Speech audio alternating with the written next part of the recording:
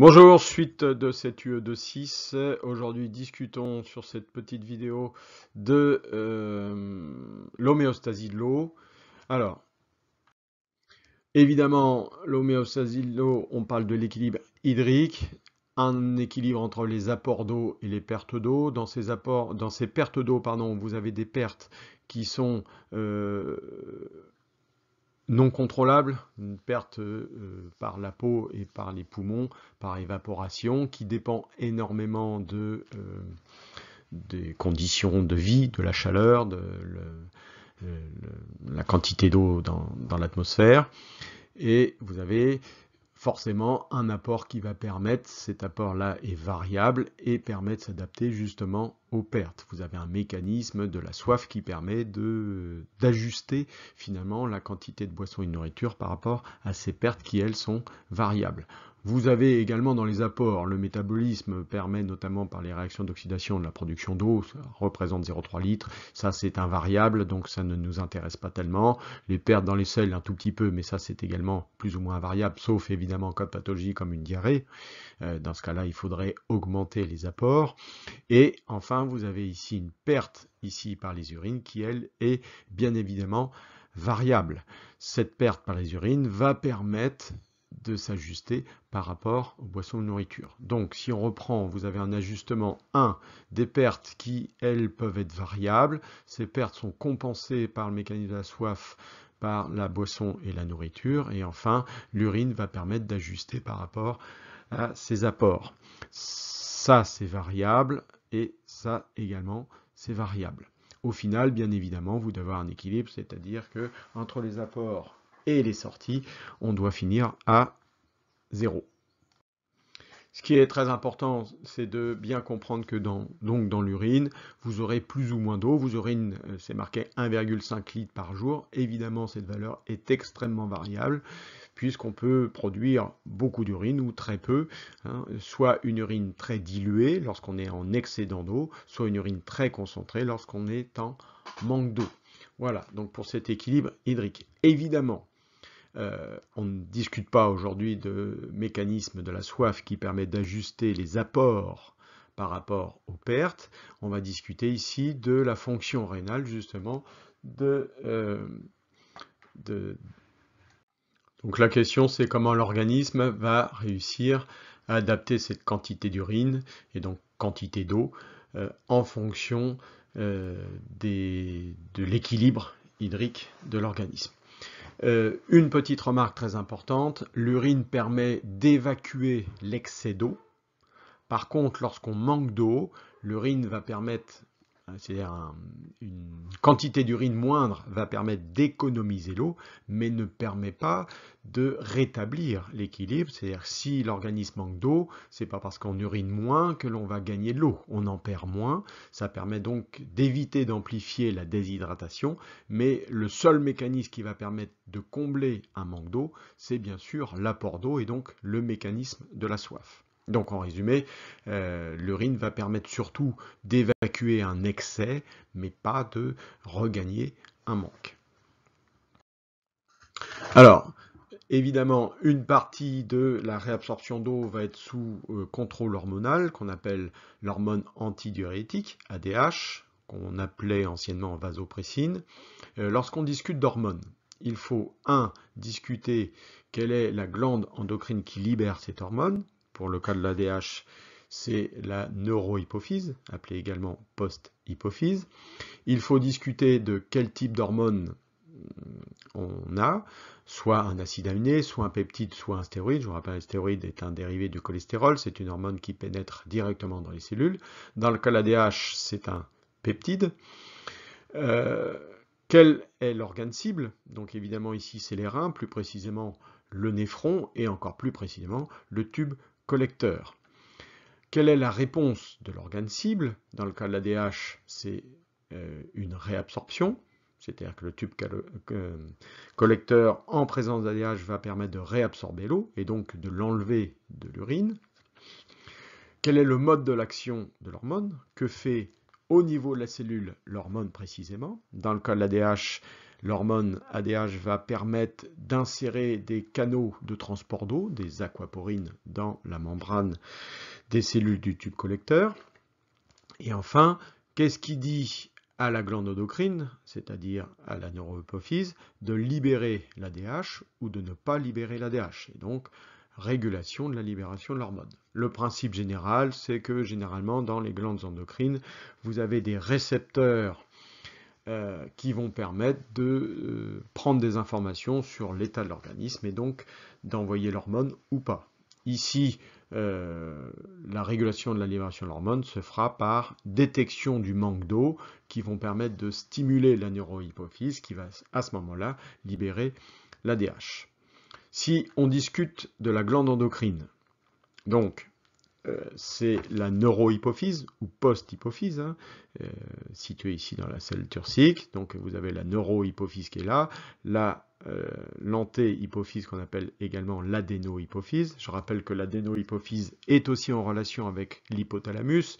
Vous avez les neurones de l'hypothalamus qui libèrent ici une hormone dans un réseau de capillaires, puis cette hormone va aller stimuler grâce à un deuxième réseau de capillaires, on a donc un système porte, cette adénohypophyse.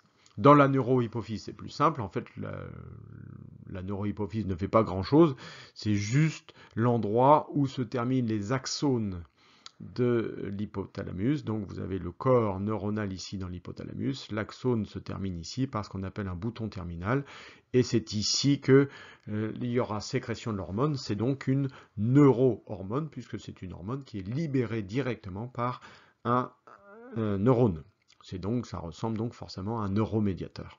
Sauf que là, ça ne va pas dans une synapse, mais c'est libéré dans le sang. Évidemment, cette sécrétion se fait dans un réseau de capillaires, hein, dans les veines hypophyses, enfin dans les capillaires ici, forcément de la neurohypophyse, et ensuite ça va dans les veines hypophysaires postérieures. Donc, la glande endocrine, c'est la neurohypophyse, et c'est donc une neurosécrétion. Si on discute de la cible de l'ADH, donc ici, vous avez un schéma du néphron, de la fin du néphron, le tube contourné distal. On aurait donc l'anse qui est ici, le tube contourné proximal par là, et encore à côté, vous auriez le glomérule. Donc, tube contourné distal et le tube collecteur. C'est ici que l'ADH peut agir. Donc, imaginons ici en présence de l'hormone, et ici en absence. En absence d'hormones, c'est très simple, il n'y a pas de réabsorption d'eau, donc l'urine arrive ici diluée à 100 milliosmoles. Et comme il n'y a pas de réabsorption d'eau, vous avez l'urine définitive qui sera à 100 milliosmoles, qui est une urine diluée. 100 milliosmoles, c'est faible.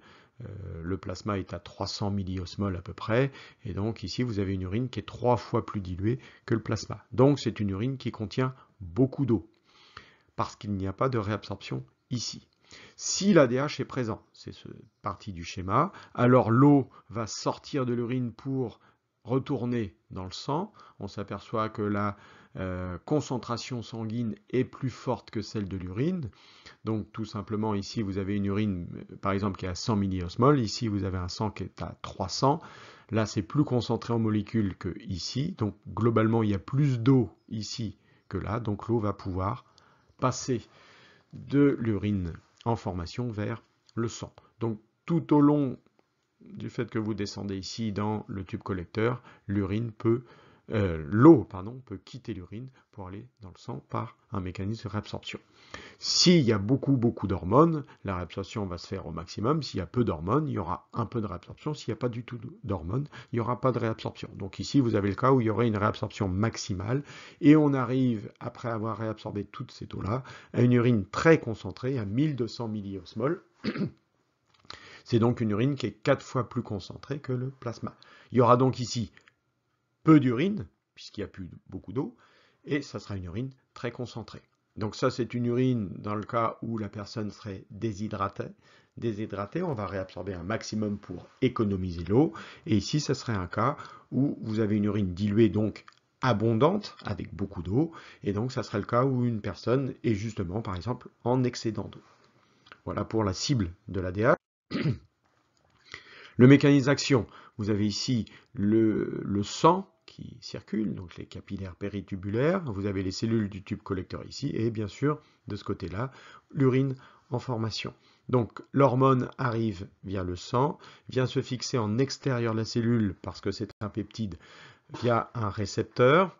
Dans ce cas-là, vous avez une enzyme ici qu'on appelle l'adénylate cyclase et qui va, lorsque l'hormone se fixe, former l'AMP cyclique, adénosine monophosphate cyclique, qui est en fait un second messager. Cet AMP cyclique va aller stimuler des vésicules de stockage qui contiennent des aquaporines, c'est-à-dire des canaux à eau. Ces vésicules vont venir s'intégrer dans la membrane du côté urinaire de la cellule du tube collecteur et insérer à ce moment-là l'aquaporine dans la membrane. Du coup, comme la concentration ici est plus forte que ici, l'osmolarité est plus forte ici que ici, donc l'eau, il y a plus d'eau de ce côté-là que de ce côté-là, donc l'eau, donc on a un passage de l'eau vers l'urine, vers le sang. Quels sont les facteurs qui déclenchent la sécrétion? En fait, il y en a 3, mais les 3 décrivent un manque d'eau dans l'organisme, donc c'est pas la peine d'aller chercher trop compliqué. Donc, soit vous avez une osmolarité qui va être supérieure habituellement. Si on manque d'eau, l'osmolarité augmente. Donc, ça peut traduire un manque d'eau.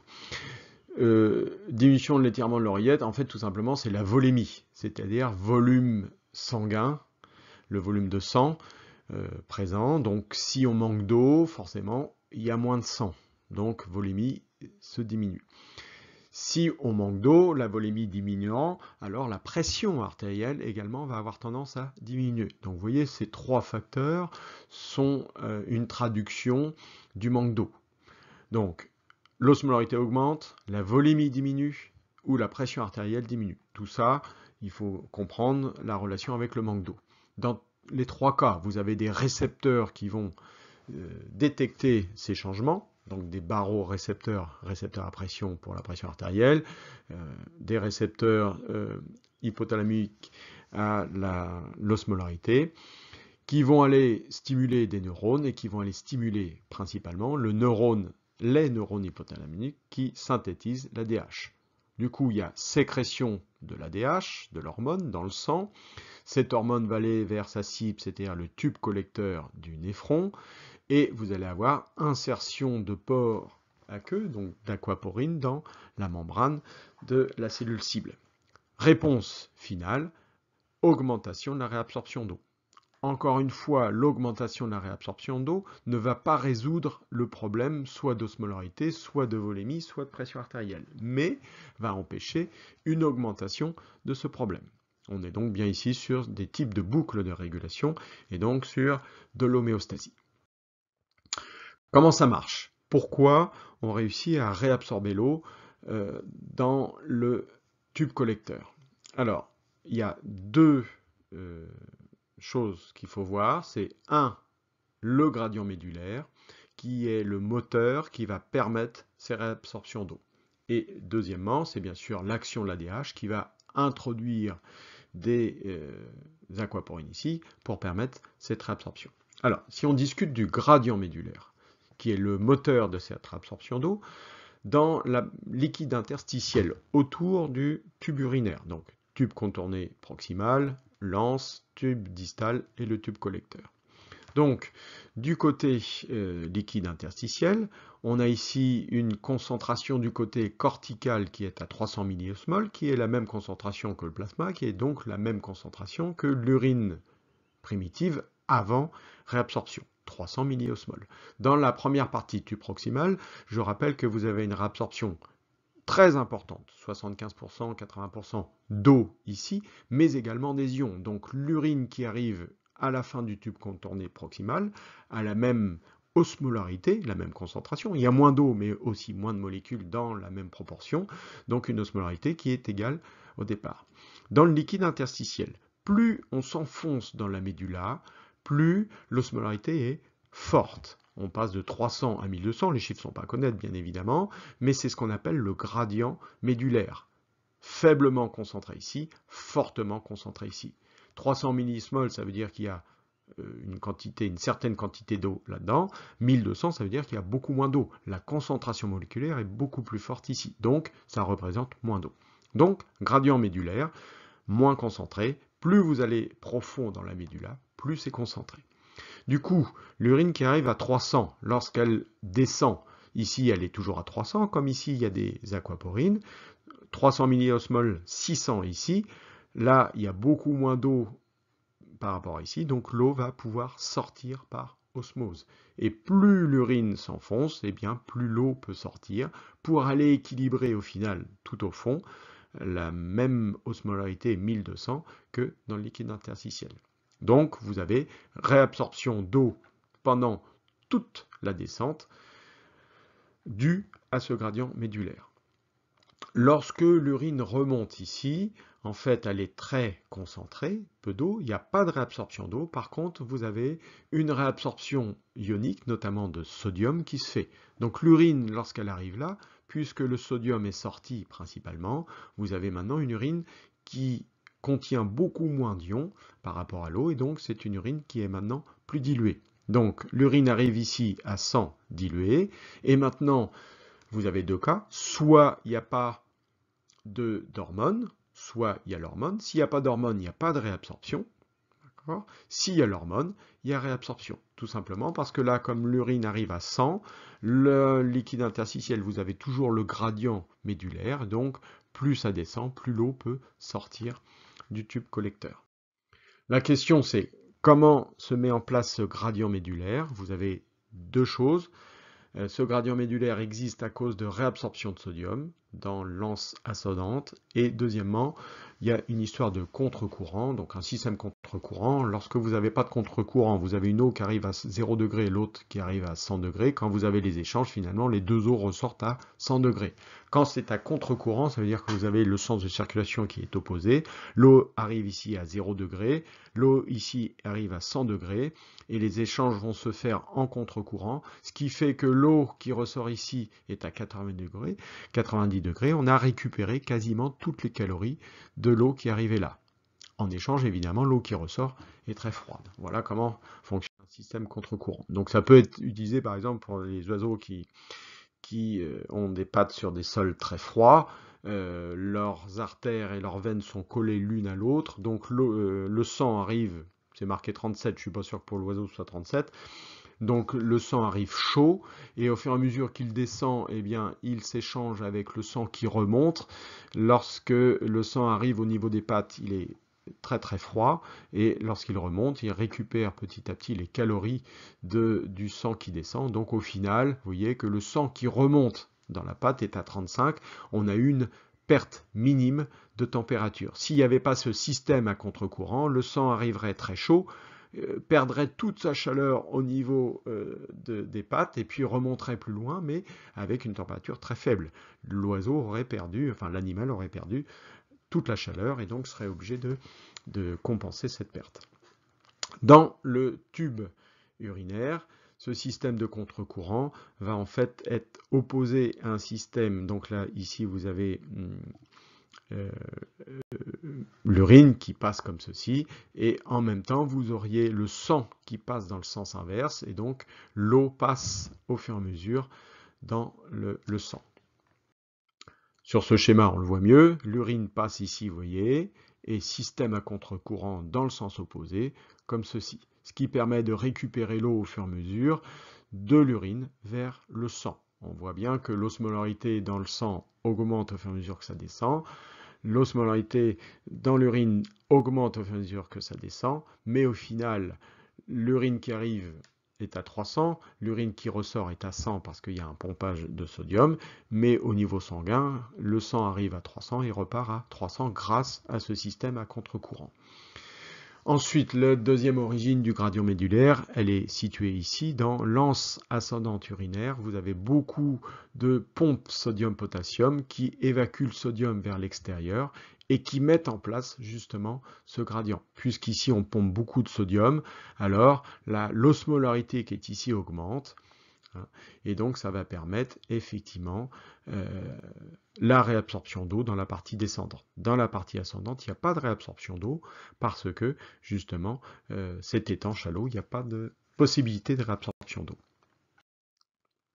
Au final, mécanisme de réabsorption d'eau, on revient sur le schéma de tout à l'heure, l'eau arrive ici diluée, et puisqu'il y a un gradient médulaire qui est en place, ce gradient médulaire est en place à cause des réabsorptions qui se font ici de sodium, et ce gradient est en place à cause d'un système contre-courant. On pourrait schématiser ici le sang qui descend et qui remonte, mais à contre-courant par rapport à l'urine.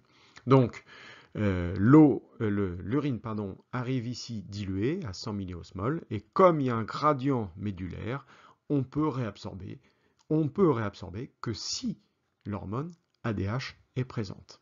Voici donc pour cet équilibre et ce fonctionnement de l'ADH.